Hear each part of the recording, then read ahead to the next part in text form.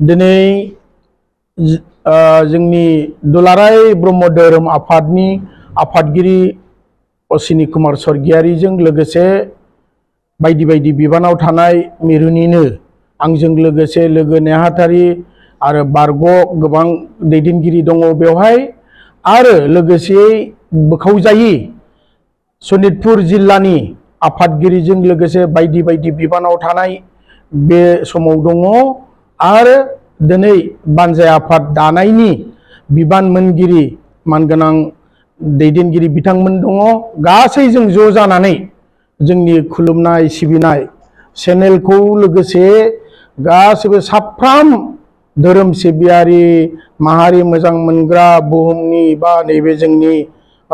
बर' माहारिखौ लोगोसे गुबुन गुबुन माहारि साफ्रोमबो सुबुंखौनो जोंनि खुलुमनाय सिबिनाय हामग्लायनाय जासिगोरबाय।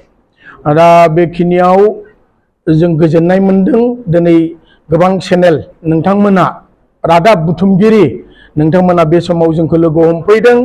बेनि थाखाय आरोबाव फिन नोंथांमोननिसिम साबायखर बावबाय। दिनै 2023 अक्ट'बर 1 नैबे बरफुख्रि हालामनि बरफुख्रि प्राइमारिनि सिङाव मन्दिर ब्रह्म मन्दिर बेवहाय जोंहा मोनसे जुथुमा जानानै थांबाय आरो बे जुथुमाखौ बानजायदोंमोन बोखावजायि सनितपुर जिल्लानि मानगोनां दैदेनगिरि जोंनि धोरोम आफादनि लोगोसे हेफाजाब होदों बरफुख्रि प्राइमारिया। दा बेवहाय रोजा रोजा बिथांमोननिसिमबो साबायखर थादों आरो दिनैनि जुथुमनि थांखियानोमोन जे जोंहा फैबाय थानाय 2025 मायथाइयाव नैबे गहपुर हालामावनो सनितपुर जिल्लानि गोबां दखरा आफाद प्राइमारि आफाद बिथांमोना ज' जानानै जोंनि दुलाराय ब्रह्म धोरोम आफादनि सनाथि मायथाइखौ खुंनो लाहार फाहार बिथांमोना नाजादों।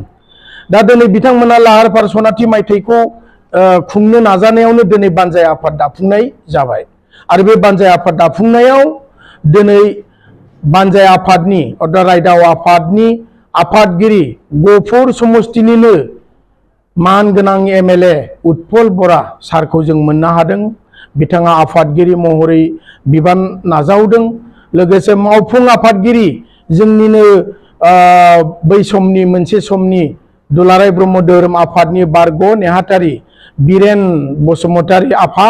बे आफाखौ जों मावफुं आफादगिरि हिसाबै मोननो हादों आरो लोगोसे गाहाय नेहाथारि गोख्रों समाज सिबियारि बयनिबो आंगो बयजोंबो अनजानाय जोंहा भद्रसिं स्वर्गियारि बे बाबाखौबो जों मोननो हादों आरो गोबां जों लेङाइ आफादगिरि लोगो नेहाथारि जों दाफुंनो हादों बोसोनगिरि गोबां लानो हादों। दिनै जोङो बयनिबो मदद मोननानै जों धोरोमारि आरो बे बरफुख्रि हालामनि रायजो राजाफोरखौ लानानै जोङो जाफुंसारनाय जोङो बानजाय आफाद थामहिनबा रायदाव आफाद जों दाफुंनो हाबाय। जों गोजोननाय मोनदों दुलाराय ब्रह्म धोरोम आफादनि जानानै दिनै बे हालामनि रायजो राजाफ्रा बयबो जानजि खाफ्राबाय जे दुलाराय ब्रह्म धोरोम आफादनि सनाथि मायथाइ फैबाय थानाय 2025 मायथाइयाव खुंनायनि जानजि खाफ्रानायखौ जों बरायबाय जोङो साबायखर बावबाय बिथांमोनखौ। এইখিনিতে আপোনালোকৰ এই নিউজ চেনেলক মই ধন্যবাদ জ্ঞাপন কৰিছোঁ। পোনপ্ৰথমে আমাৰ আজি সদৌ ব্ৰহ্ম ধৰ্ম সমিতিৰ সভাপতি ডাঙৰীয়া আছে, মই আছোঁ ভাইচ প্ৰেচিডেণ্ট হিচাপে আৰু ইয়াত এছিষ্টেণ্ট ছেক্ৰেটাৰী আৰু বহুতো পদবীত থকা মুৰব্বীসকল আছে। আমাৰ ওদালগুৰি জিলাৰ সভাপতি মতিৰাম ব্ৰহ্ম বাবা আছে আৰু শোণিতপুৰ জিলাৰ আনডিভাইডেড শোণিতপুৰ জিলাৰ সভাপতিৰ লগতে বিভিন্ন পদবী আমাৰ ব্ৰহ্ম ধৰ্মৰ সমাজৰে বা মুৰব্বীসকল ইয়াত আছে আৰু আমাৰ আজি নতুনকৈ গঠন হোৱা আগন্তুক আমাৰ 2025 চনত হ'বলগীয়া সোণালী জয়ন্তী जितु पातिबोले गई आसे सदौ ब्रह्म धर्म समितिर 50 माने 50तम अधिवेशन সেইটো উদযাপন কৰিবলৈ গৈ আছে আজি আমাৰ সফল হোৱা বুলি আমি ধন্যবাদ জ্ঞাপন কৰিছো কিয়নো আজি আমি MLA গহপুৰ সমষ্টিৰ মাননীয় শ্ৰীযুত উৎপল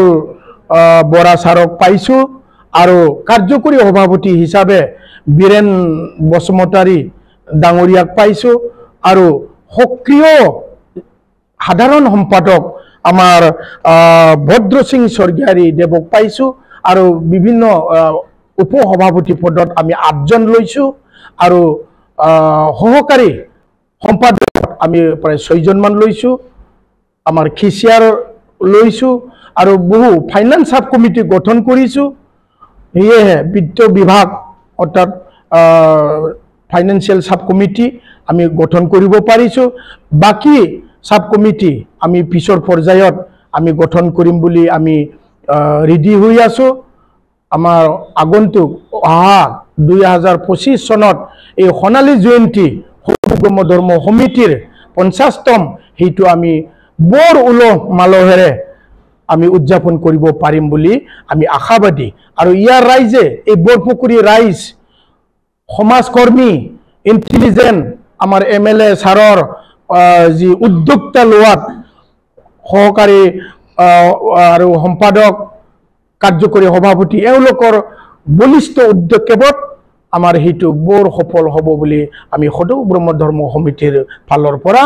আশা এয়ে মানে অনুৰোধ কৰিম আমাৰ এই গহপুৰ অঞ্চল বাহিৰ সমূহ ৰাইজ সকলক জ্ঞান মানে সাহিত্যিক বুদ্ধিজীৱী সকলক ধৰ্মপ্ৰাণ ৰাইজ সকলক মই অনুৰোধ কৰিম আমাৰ মাজত সহযোগ কৰি আমাৰ হি সোণালী জয়ন্তী যেটো উদযাপন কৰিবলৈ গৈ আছো হেতু সফল কৰাত সহায় কৰে आं आसा खालामदों बे हालामनि गहपुर ओनसोलनि सनितपुर जिल्लानि मानगोनां गेदेमा रायजो राजा रायजो मोजां मोनग्रा समाजखौ मोजां मोनग्रा गोरों गोरा बुद्धिजीवी धोरोम मोजां मोनग्रा राव थुनलाइ मोजां मोनग्रा साफ्रोमखौबो आं खावलायदों बिथांमोना जोंनि बे सनाथि मायथाइ खुंनायखौ हेफाजाब होगोन लैहोर लैहोर बयबो बाहागो लाफैगोन बेखौ मिजिंथिनानै खुलुमनाय बावहरनानै आसा खालामनानै आंनि बुंनायखौ एसेयावनो फोजोबबाय बयनिसिमबो खुलुमबाय ओम डिजिटल बड' निउसनिफ्राय गासैखौबो खुलुमनाय आरो बरायनाय बावहरनाय जाबाय मदद आरो हेफाजाबनि नोजोरजों नोंथांमोननि सेराव दं डिजिटल बड' निउस वेब पर्टेल सुखु दुखुनि समाव खैदां खैफोदनि समाव नोंथांमोननि राव जानानै ओंखारबोगोन डिजिटल बड' निउस खौरां दैथायहरनो आरो जोंजों थोंजोङै फोनांजाबनो थाखाय